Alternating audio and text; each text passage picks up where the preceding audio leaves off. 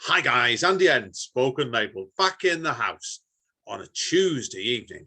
And everyone's watching a video today. You can see a rather calming image of palm trees and the sea in the background of me. Alas, I'm still in Denton in Manchester, I'm in my flat, but it looks nice in the background. Now, we're over today, over the seas, of course. I don't know the gentleman I'm speaking to, he lives by the beach, but he's a lovely gentleman. I've been chatting to him for a few minutes before. Kudos to our good friend Alter Mabin. This is Alter put me in contact with this gentleman a couple of weeks ago, and he's I'll let him introduce himself. That's easier. Chuck.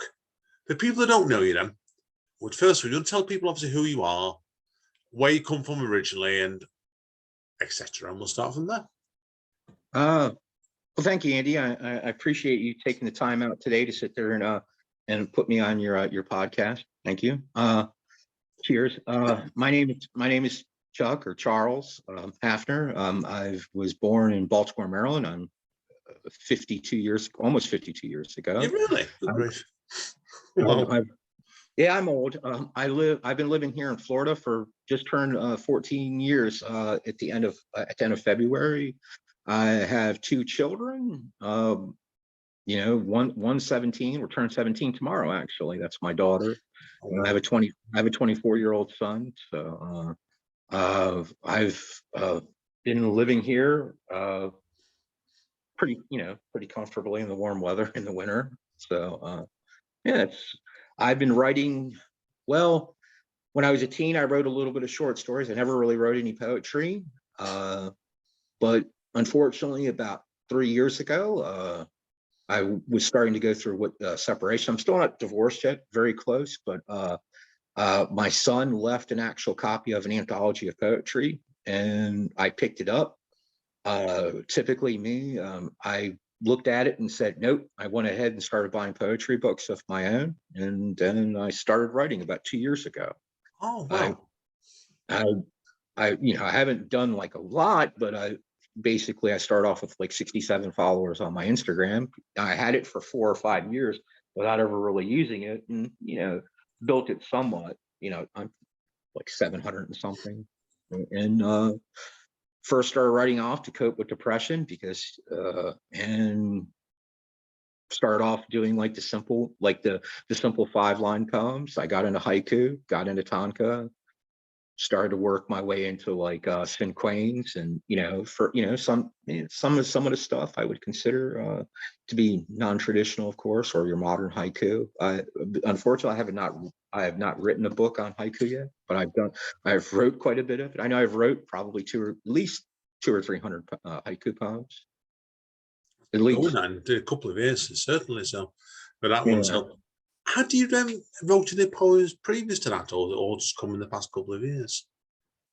What was I doing before that? No. Sorry, no. What I meant was, had you been doing any creative writing before you started? Well, when I was in middle school, or junior high school, I just for like when I was between the ages like 14 and 17, I wrote like short stories. Yeah. Like mainly horror stuff. And because it's like I've been a horror fan, ever since Carpenter's Halloween, 1978, Dawn of the Dead. I even loved Dawn of the Dead.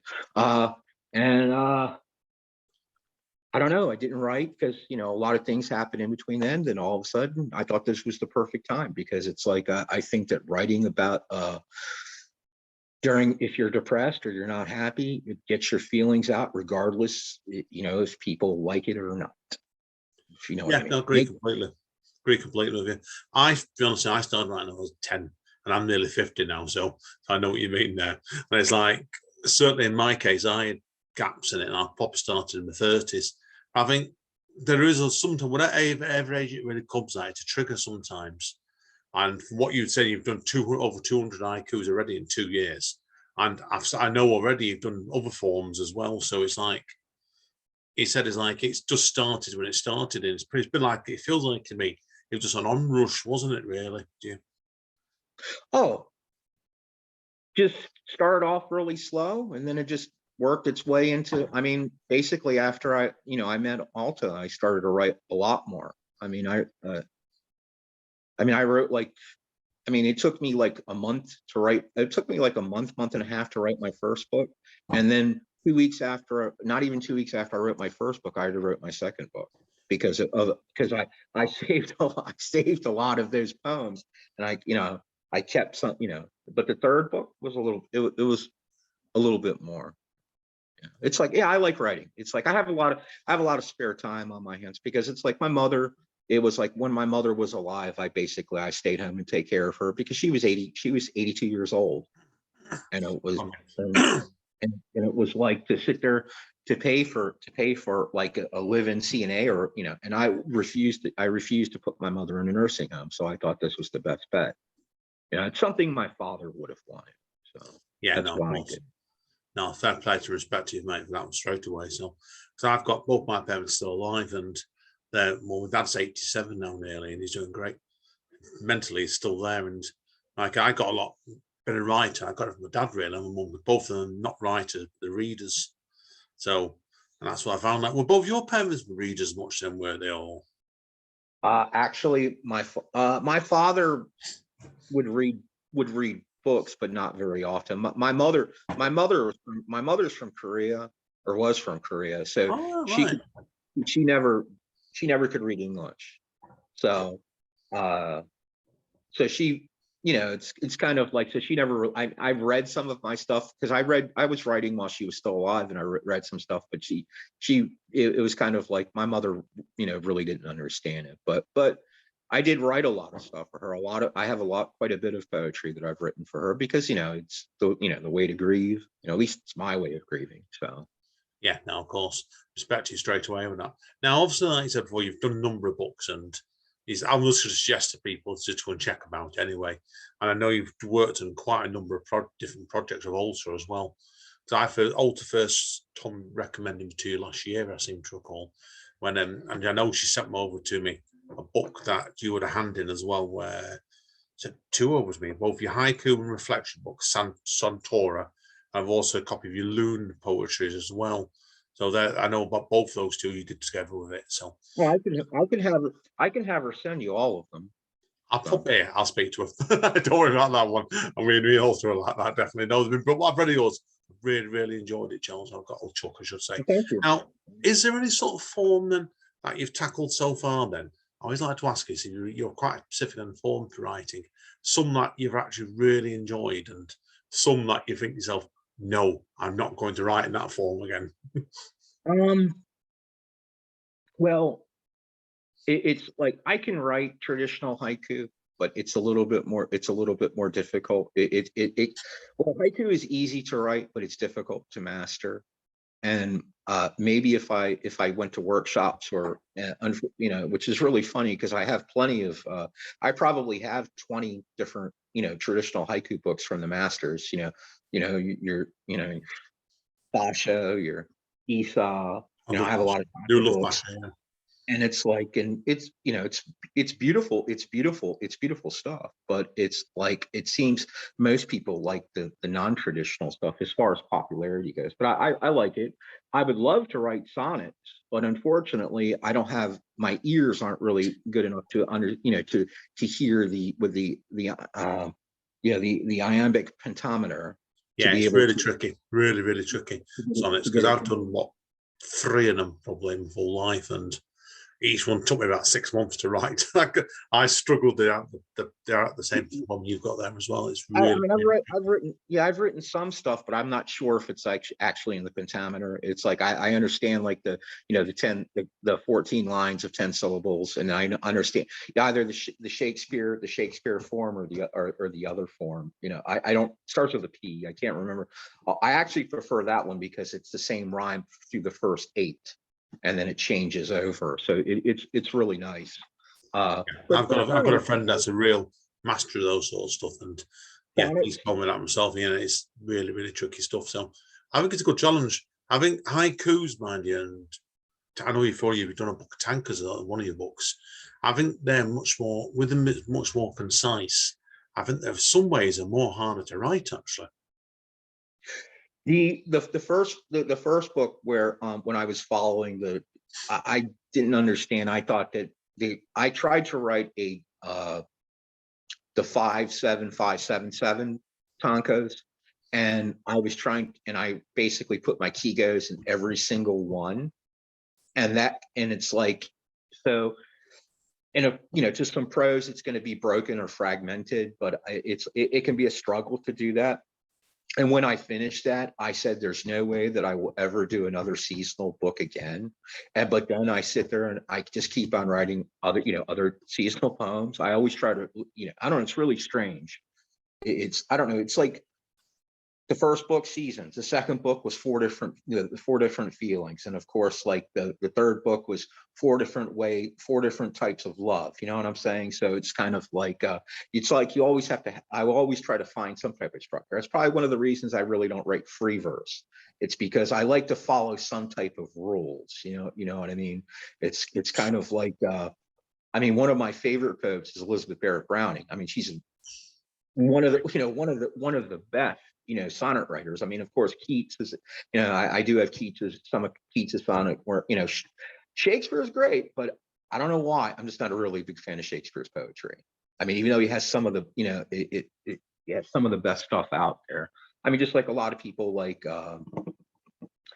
She Walks in Beauty, Lord Byron, it's like, for me, Sonnet 43 is probably, besides Edgar Allan Poe's, like, Annabelle Lee, they're probably like my two favorite love poems. Yeah, beautiful stuff in round. So, and I mean, like I've studied all that when I was at A level at uni many years ago. And I do love the stuff. I really like Tennyson's, truth be told you. Massive fan of Alfred Lord Tennyson's work, and I do love a lot of Robert Browning's. Yes, I know what you mean. I do love the classic stuff as well. So, but okay, obviously, I know you've been writing for a couple of years now. Then, how's your work? I'm trying to be careful how I phrase this, because obviously the work you're doing is quite different, obviously, what you're doing with blank verse and stuff. But how do you think your work and your haikus and your forms have developed over the past couple of years? And I personally myself, I think that I'm getting a little bit better, but I have some friends that have watched me from the beginning and they're not saying it as friends because they're not really poetry people, but they've noticed that I've improved quite a bit over this amount of time. I mean, you eventually are going to improve. Do I feel that I've improved as much as I'd like to? Probably not, but I think we're all critics of our own work.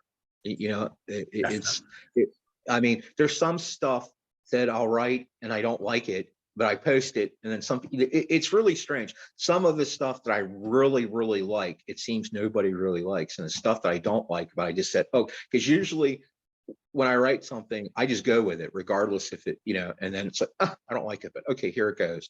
And then all of a sudden you'll get like, even though it's not a lot of people, but you get, because sometimes you can write stuff, because, we're talking about Instagram here, and you'll get like likes, but you won't get any comments. But the ones that, like my best ones, it's like no one says anything, and the ones are it's okay, and all of a sudden you get like, oh, that was great, this is this or this is that, and it's like, oh, thank you, and of course you appreciate it, but it just seems like it's like because way I feel about it, and I don't really consider it to be selfish. I mean, if you ask yourself, who do you really write for?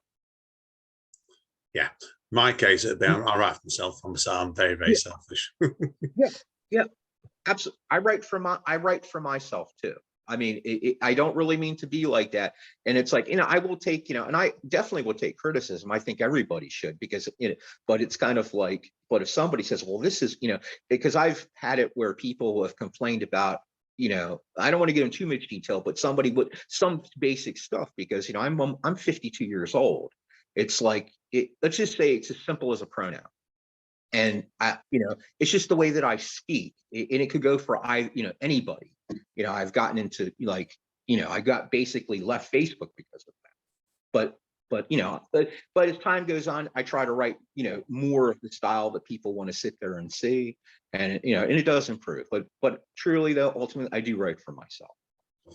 Good. No, so you should, mate. But definitely, I agree with yourself.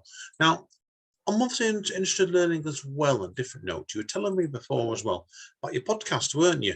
You've got a podcast, obviously. It's been a bit in hiatus temporarily. Cardboard Box Productions, weekly poetry picks. Tell us about that next. Well, actually, when I first started, it took me a little while, even though I wouldn't say I'm the most tech savvy person in the world, but it took me a while to find an actual program that I could make my own videos. Like I could actually read a poem and have just a picture, and then, but eventually I got into InShot, and it's like, and people like my voice. So I decided that I would go ahead. I like reciting poetry. So, but during the beginning, to cope with my mother's death, I was doing some humor in my poems, and I started off as cardboard box because it's a simple picture, or it's not real fancy, and so that's why I named it that. But basically, what I do is I just basically pick like if I see some people on Instagram, work that I like, I'll read it on there. Or like I did, like, well, I didn't release it, but I did like on Mary Oliver. I think I've read one of Pablo Neruda. I've read some of Alta's work on there. I've read some, just basically just something to do, just get it out there, because I do like reading it. I mean, some people, it's fun. Yeah, no, I agree. It's not. I've done bits of it before on some my Bandcamp pages, and I think you get a different sort of buzz out of it because I think it's great when you can read your own stuff out to everybody. But I love the fact where you're reading out somebody else's poetry and you're trying to find a different voice in it. It's not your voice that you're reading out, and I think that's the bigger challenge sometimes. Oh, absolutely. Because I mean, wow, this is terrible, because there's if tomorrow starts without me, the most popular version of that is the audio. It's done by a gentleman with a British accent. And to me, and this is just my opinion, but certain poetry to me has to be done with a British accent. It's kind of like, and obviously I don't have a British accent, so that one was a little bit difficult. But I thought, it's like if you're going to read like Edgar Allan Poe, I think it sounds better with a British accent. Now, even though Poe lived here, but I'm sure during that time they still spoke, with a British, with a very similar type dialect to it, how they speak in London, or very, very similar. And it's like, and so when I first wanted to do Sonnet 43, I've actually got like an actual woman that recited with a British accent. So I just wanted to try something a little bit different. It's like it probably Alta kind of like said, you really should do a podcast. So I was like, oh, okay. Some people, oh, I like your voice, I like the way you read it. So I decided to do that. But it's like I mean, Instagram is kind of like, even though I don't really like to market, it's like you do market yourself there. So it's like the podcast is more for fun. It's just, it's like, and if it actually did grow, which it has not, it would be nice to sit there and market other people with it, because I do like helping people. It's, I'll do videos for stuff and share stuff. It's Really, no, so you should know, definitely. The spoken label for me, people are always wondering, is I told you before off mic, for me, it's always a chat, an informal chat between two friends, I call it. People haven't necessarily spoke before. I think when you're reading out your poetry and what you're doing in your podcast, that is a bit of fun. It's a different ballgame altogether. Because I don't know, you wouldn't know this, but me and Amanda, my wife, we've got like an informal, very similar to what you said before, a podcast going called Story Time, where we sometimes had guests on, but other times we'll read out one or two of our pieces and read out other pieces by other people. And that's fun. Yeah, you can have really, really good fun with it, definitely. So, and it is there's something very different about it to doing when you're reading your own stuff. I agree with you. So, but anyway, okay, I want to change gears again now, because obviously I know you're constantly writing. So, where do you see your work going next to? Do you have any plans in where you'd like to take it, and that will say over the next couple of as years? far as what I'm going to write. Yeah. As far as like what are my plans as far as I'm going to write? Yeah. Actually, we have we just finished. Me and Alta just finished. Her son went to Namibia to find himself, and then he basically took a lot of pics of like the nature there. And me and Alta actually wrote a book on that. As poetry. Wow. I'm pretty sure she wrote the haiku, and I wrote Cinquain on that. I wrote like everything in Cinquain. And then a while back, we started like back in September. We've probably done about 25 poems. These were like collaborating tankas, like where you all alternate in between lines. And we've done like 25, but we want to do a full 100 to get a full paperback. That was originally going to be the book that was going to be dedicated to my mother. But Wow. but think how, everything in life changes, but instead, like Orchids Under the Stars was basically like my mother's flower that she grew like out in the lanai or a porch was an orchid. And her favorite color was yellow. So it was like, and so I basically made that. So that's what, whenever, if you ever see any of my writing, I'm talking about a yellow flower or a yellow orchid. I'm Right, talking, right. I'm talking about her. But Ah, that explains why. I was wondering, because I have seen that in the recurring pattern for reading your work. I was wondering why on that. but Straight away. I do plan on actually within in about 3 weeks, I do plan on going to South Africa, and we're going to finish that book. Brilliant. And I know she's coming to live in America reasonably soon, somewhere along the line. So We're as hoping well. that, but yeah, I'm gonna go out there. We'll finish the 2 books, and it's going to be a lot of fun. I've always wanted to go out there, but we're it's like we're gonna probably, I know we're gonna finish those 2, and then I don't know. I wanted to do something probably. It's like I don't really want to do it too quickly, because then people think if you all of a sudden, like, you throw too many books out there, that they think that your quality's not really going to be that good. But I also wanted to do maybe later.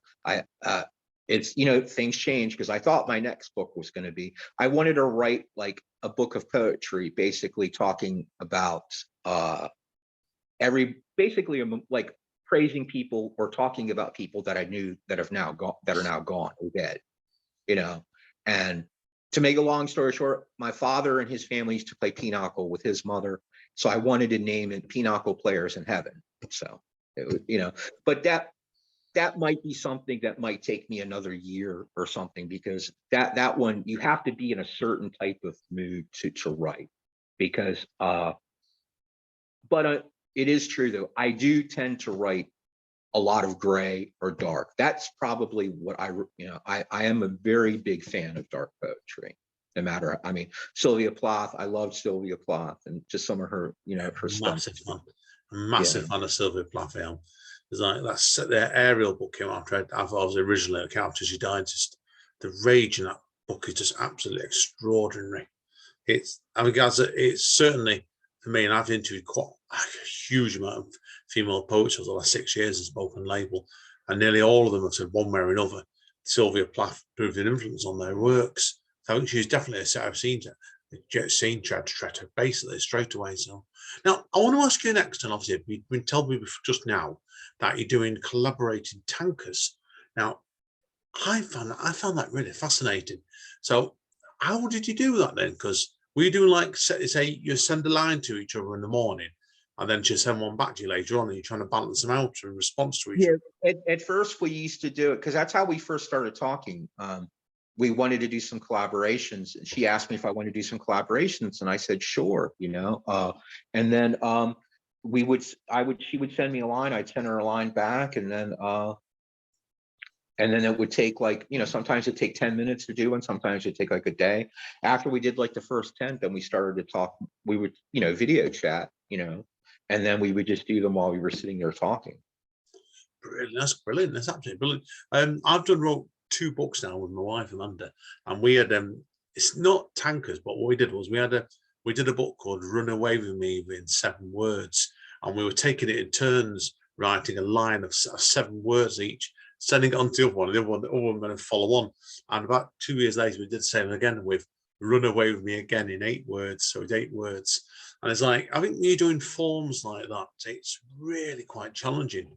I think when you're writing with somebody else, what do you think on that? When you're writing, I think writing to me is a very solitary business in some ways. But when you're co-writing with somebody else, it tends to make your work go in different ways, I think, always. Oh yeah, because in the actual Tanka, the one person does the first, third, and fifth line, and then the other person does the second, the seventh, the second, and the fourth line. Now, the actual person, the person that does 3 lines does 17 syllables, and the other person does 14. But the whole thing though is the person that does the first and last can completely control like the whole poem. And that's what when we didn't really talk that much, what I was trying to do was always turn the poems dark, and she would flip it right back on me. And some of them, yeah, I mean, eventually you'll see some of them, but it's sometimes she would just give in, or sometimes I would just give in to the way that she was throwing the poem up, because it was like I could find, gray area in an ice cream cone. Oh, I like that. A grey hair in ice cream. Brilliant. That's a line. That's a line itself, that one. Oh, brilliant. Okay, well, that's pretty well covered all the questions, Randy Chuck. So, okay, if people want to find out more about you, where are the best going? If they want to know about my poetry, they can just go on Instagram, and it's Angry Hobie Poetry. Yeah. I think it's an Instagram. It's at Angry Hobie Poetry. Oh, I love your tag on that. We wrote. I've got to say as well, sarcastic man with a notepad and a broken pen. I think that's brilliant. Well, yeah, I am pretty sarcastic. Yeah. Saying old English saying, I'm it's an 18 podcast. No shit, Sherlock. Well, I mean, to be honest though, I wrote I've always wanted to write love poetry. I absolutely love poetry, but I wrote when I wrote my love poetry in Tanka form, I do say that I write I'm writing love poetry in a satirical twist, which I did some of it because it's like, one part of it is corny, so I wrote all these corny love poems. One is puppy love, kind of like when you're going to school, and then you found some people 40 years ago will remember a person that used to sit in primary school, stuff like that. And of course, your raw love, where you're wanting it, and of course, true love. So, but yeah, I wanted to put some sarcasm in there, and I did. It shows brilliant, mate. Obviously, make people aware as well. Your books can also be bought on Amazon as well. So obviously check them out because it's brilliant. I've really enjoyed reading your stuff so far, Chuck. Well, thank you. I do appreciate that, and I'll definitely check out your stuff.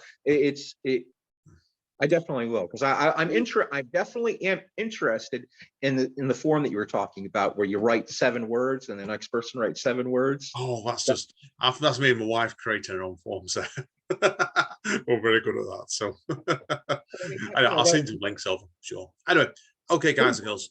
We're going to take a quick break now. We'll come back for part 2. Chuck's going to read out some pieces for us. I don't know what. And he probably doesn't know what either, so make it more fun, definitely so. We'll see you in a minute. Thank you.